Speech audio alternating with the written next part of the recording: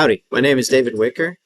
I'm here at ISA Calgary Conference at the World Energy Show in Calgary. I presented yesterday on modernizing functional safety validation, talking about automating SIS testing. So I wanted to redo the presentation today that I gave yesterday for the show. So a little bit about myself. I'm one of the co-founders of ProLytX in 2015. I've got 22 years of experience in safety instrumented systems. I was previously the technical authority at Mustang Engineering for SIS systems, and I am the technology director at ProLytX. I have over 20 years of experience doing automated validation. In the last, well, really 10 years, I have tested over 500 systems. Before we begin, I want to talk a little bit about the traditional practice of doing functional testing. Typically, you would have field technicians and engineers executing a full end-to-end function test out in the field. Typically, the testing falls in the turnaround critical path. After all the work is complete, then they hand over the systems to whoever's doing the testing, and then they go out and they send technicians to the field and they run all the tests. There's a lot of paper procedures, radios, technicians galore, and really because of the schedule pressure, the minimum amount of time they want to be down, what you see is a lot of bare minimum testing. It's not like a very thorough test you would do at a factory acceptance test. And there's a lot of pain points. There's human error, inconsistency. After a while, people stop paying attention and they just start checking off the boxes. They can be very difficult to coordinate. And then you have documentation gaps, which make audits difficult. There's also a lot of safety risk because of the increased pressure. This all leads to a slower test, which leads to a slower startup, which means lost production. And for a typical chemical plant or refinery, that could mean $1 million plus a day that they're down. There's a lot of motivation to change this. There's an industry push for overall digitalization and repeatability in these tests. IEC 61511, S84, there's a lot of functional safety requirements and expectations for validation. We talked about the overall general pressure for shorter turnaround durations, right, to maximize production. I mentioned I've tested over 500 systems over the last 10 years, 20 years in the industry.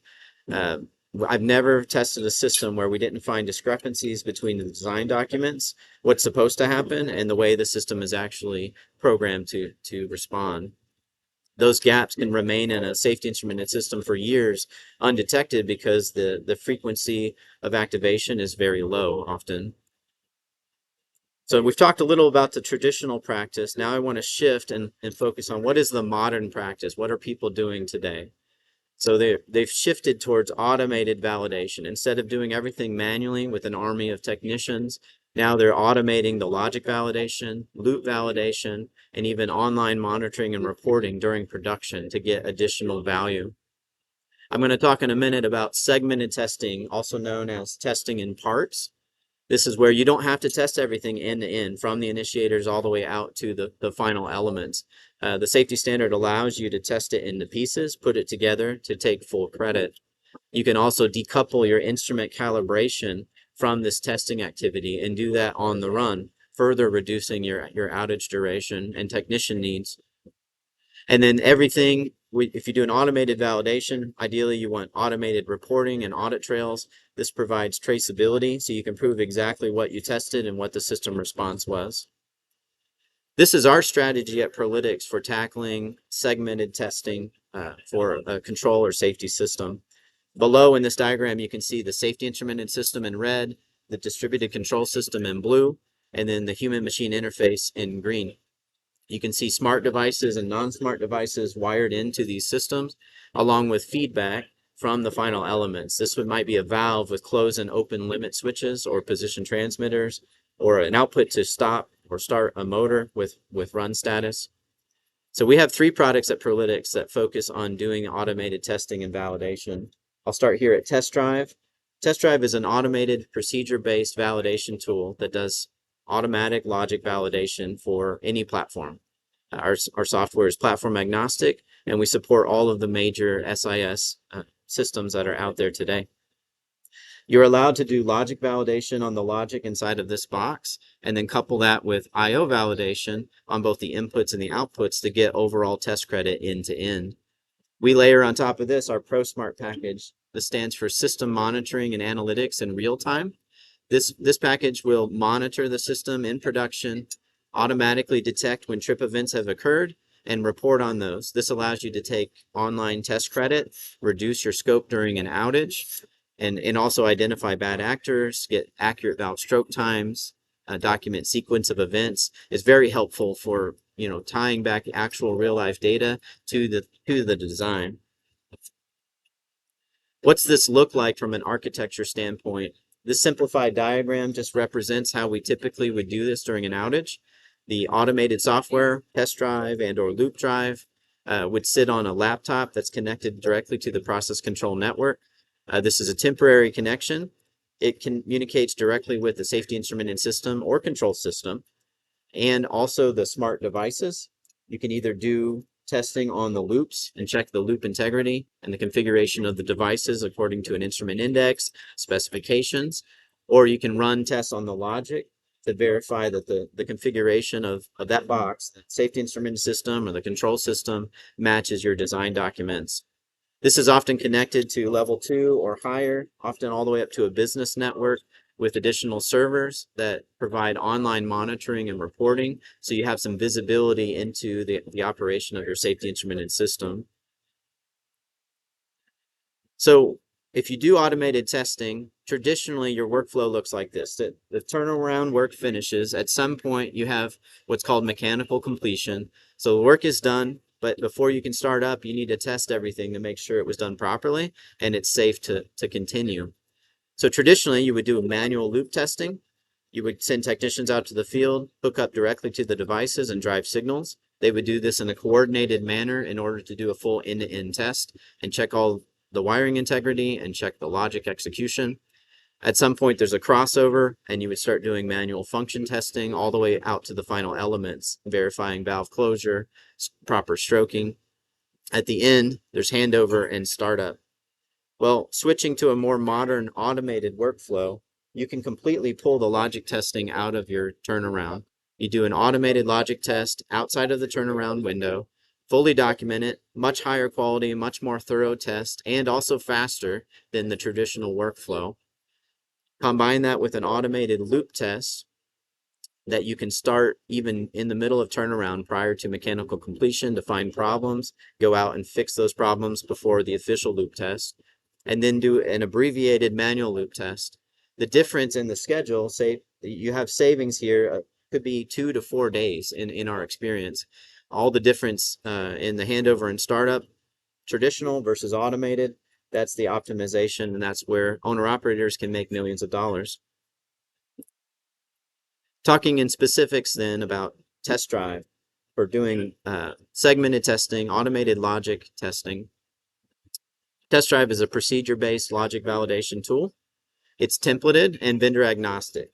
So it doesn't matter what the safety instrument and system is, test drive can connect to it and override the inputs that normally would be wired in from the field. Test drive simulates those to run through a procedure to make sure that everything works properly. The key point is it's automated and it's non-destructive, meaning no changes to the logic are required. We can run a fully automated test without destroying any of the actual code. Test drive produces fully automated documentation, so you have audit trails, pass-fail, timestamp results for every step of the procedure. So the overall result is you have a more thorough and faster test with less manpower required. Typically, it takes one engineer to actually execute the test, and then one engineer on the owner-operator side to witness. These are some screenshots of the user interface. On the left side, you're seeing a high-level summary roll-up of the procedure, overall progress on each of the portions. On the right, for any section that you have selected, you can see the actual detailed steps with their descriptions. If I were to expand this further, you can see the actual detailed tags, actions, and results embedded on each of the steps. Test drive is built to run in multi-modes. You can run it fully automated, or you can step through for a witnessed FAT. We also support configurable dashboards that are read-write capable. So not only can you witness what's occurring in your system as you're testing it, you can also do impromptu testing that's not built into your test procedure. So you can force points and witness the reaction. These can mimic process displays, field panels. Often we build them out of the box like a dynamic cause and effect matrix. So you can relate one for one with your design documents to test drive. Test drive then will export fully documented test procedures. This is just a sample showing you the executive summary and then the detailed test steps with the pass-fail timestamp information. We also produce a number of discrepancy reports. This sample shows you everything that was tested, initiators, and the final results. Green means it was tested and it was successful, did what it was supposed to do. Red means it was supposed to trip and it did not. Orange means it was not supposed to trip and it did. A key thing was simulated testing. Automated testing with test drive is we do positive and negative testing. So not only do we check what is supposed to happen, we check what's not supposed to happen. If you're doing an MOC, then you make a minor change to your system. You can run the whole thing top to bottom and see if everything is still functioning properly. Coming back to our segmented testing diagram, we've talked about test drive, which covers logic validation. Now I want to dive into loop drive, or automated loop checking. Here's a summary of the benefits and features of loop drive. It's basically automating loop checks for smart devices or any final element with feedback. It allows fast bulk configuration. Typically takes an hour or two to set up a whole facility. This can be automatically built out of an instrument index like smart plant instrumentation. Loop drive will then automatically scan your system to find devices that it can communicate with. And now you can run a number of tests. You can validate all the device configuration parameters against your instrument index and your specifications. You can get rack slot channel information and confirm that against the wiring. Wiring integrity is tested by putting the devices into loop test mode and walking them through a multi-point check if it's a transmitter, actually stroking the outputs and validating that the associated feedback comes in as expected. This allows us to check that the devices themselves are working properly and wired to the right location. You can also check scaling to make sure. This is where it starts to overlap with the logic test. It comes all the way through, more than just the raw endpoint, takes it all the way to scaling. You can find whether you have double square rooting on your flow transmitters, for example.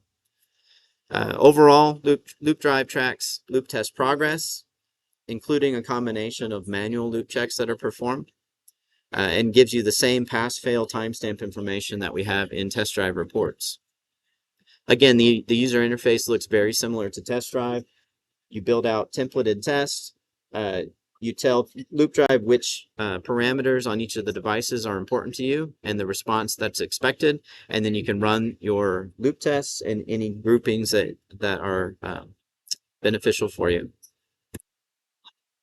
Loop drive produces similar test procedure exports with pass-fail timestamp information on every step and supporting log information that you can fully validate all of the tag responses in the entire system throughout the entire test. In conclusion, we found a lot of value enhancement for organizations that shift to test drive and loop drive to modernize their functional safety testing. One, there's an overall reduction in personnel. This is engineering, operations, instrumentation folks.